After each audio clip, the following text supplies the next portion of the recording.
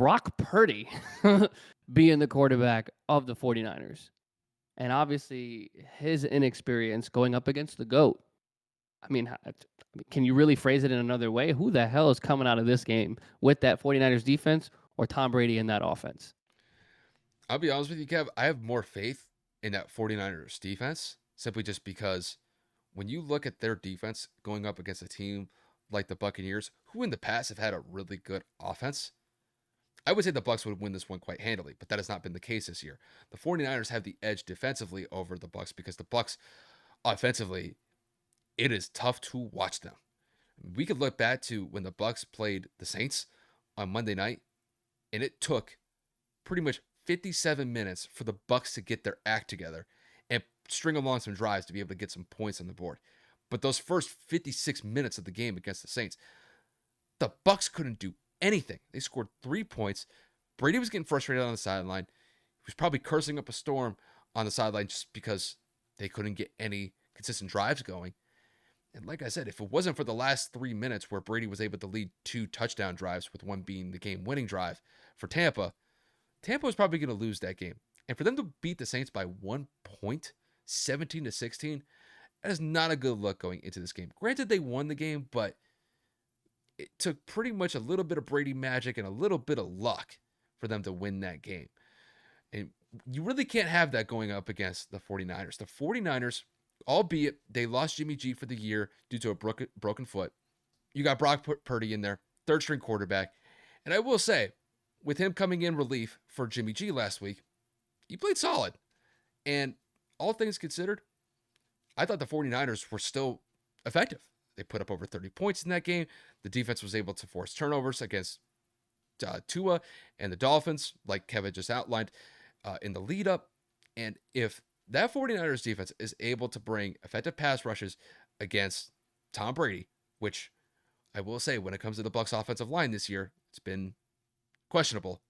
And if they're able to stifle that Buccaneers run game, which is not good by any stretch of the imagination, that 49ers defense, I think they're going to have their ears pinned back on this game. And there's a very good chance that they could limit the Bucs to possibly 10 to 14 points. To me, the question is whether or not this 49ers offense led by Brock Purdy can have a similar type performance that they had against the Dolphins. I don't know if it's going to be the case. The reason why I think they were so effective last week was their defense forced 3 or 4 turnovers in that game. I don't think you're going to get that in this game. The one thing about Brady and the Bucs this year is they have not turned the ball over consistently this year. Brady only has 3 interceptions the entire year, and I would assume most of the turnovers that they've had this year have been fumbles, but those are kind of few and far between. So, to me, the Brock-led offense has to be able to put up at least 14 to 17 points here. I think that's really all they need. If they could be able to get that, I think they could rely on their defense to be able to win them the game, and that could settle the difference as far as I see it. The 49ers do not need to put up a lot of points in this game to win this one, just because the Bucs have struggled to get 20 points. I mean, we're not talking about 25, 30 points. We're talking about 20 points. And that's despite the fact that they have Tom Brady at the helm. I think Nick Bosa, Fred Warner, their front seven is going to be ready to go and, make life a living hell for Brady and the Bucs. So, to me, the question is not whether the defense is going to play up to stuff. I think that's the case.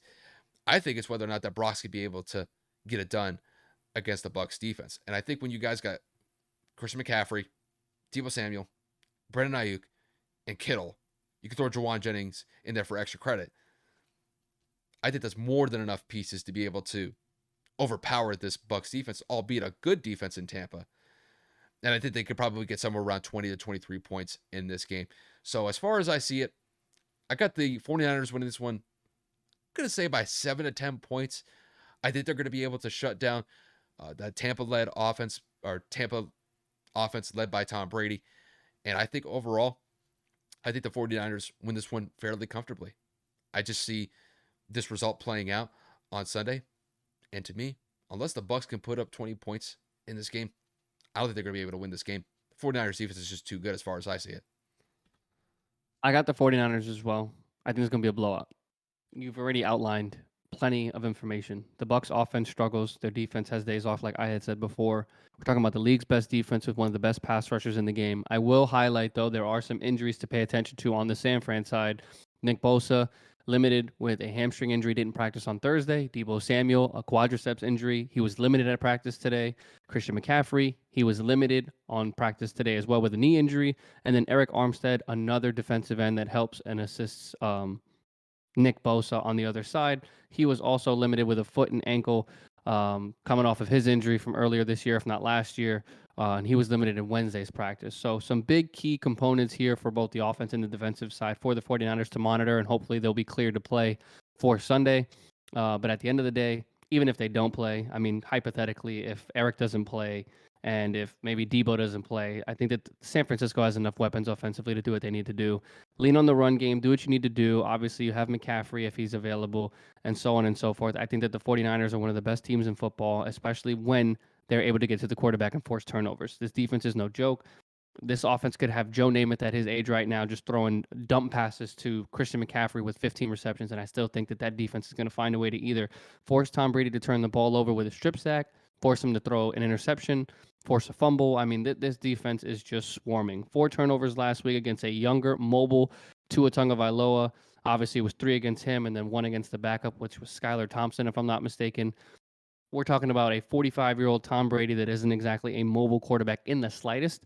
And when pressured with the ineptitude of their offensive line, I think that they are going to get to the quarterback pretty often and consistently. I think that this defense could easily put up at least, or should I say, limit the Buccaneers to to a high of like 14 points, maybe 10 points. I think that this is going to be somewhere along the lines of 21, 24 to 10. I think San Fran rolls. I think that Brock Purdy maybe has a struggling game because, again, I think that Todd Bowles is going to dial up some blitzes and really rush the quarterback to kind of make him a little rattled, unsettled, not to really give him a lot of time. And the Bucs are known to have one of the better rush defenses when they feel like it, but again, they've been up and down this season. So I say that Christian McCaffrey has a breakout game. They're really going to lean on the running attack if he's available. And San Fran shines, and they move on to 9-4, and Tampa falls to 6-7.